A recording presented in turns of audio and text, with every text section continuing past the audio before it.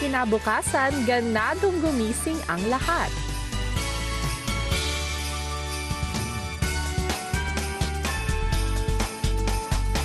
First time natin lalabas, ang sarap. Ang sarap naman siya feeling. At matapos maghanda para sa kanilang gagawing misyon, ipinatawag sila ni Kuya. Magandang umaga, housemates. Magandang umaga, Kuya. Ngayong araw, magkaganap ang inyong pamimigay ng saya at ng ligaya sa mga kapamilya natin na nangangailangan. May nakikita ba kayo dyan sa table? Location 1, 2, 3, and 4. Kuya. Yung prepare ninyo na pang Noche Buena, yan ang maibibigay ninyo sa 4 na kapamilya. At ang lokasyon kung nasaan sila ay nandyan sa envelope. Isa-isa niyo yung bubuksan mamaya.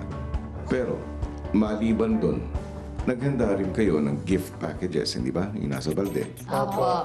Iyon ang maaari nyo pang ipamigay sa iba pa nating mga kapamilya. Kaya kung meron kayong makita sa daan, kayo mismo ang mag-aabot nito sa kanila. Opo. At gusto ko rin ipaalam sa inyo na mayroon akong ibinalita kahapon sa isa sa mga kasama nyo. Jerome, maaari mo lang sabihin. Yung tatay ko yung magdadrive sa atin.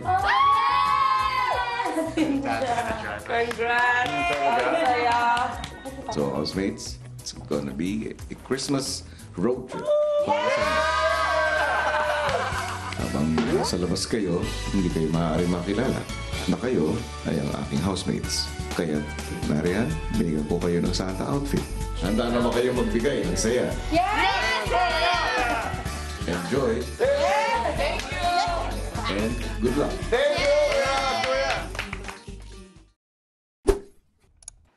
Hey, kapamilya! Be updated with the Pinoy Big Brother housemates by clicking the subscribe button and watch all the latest videos by clicking the I button above.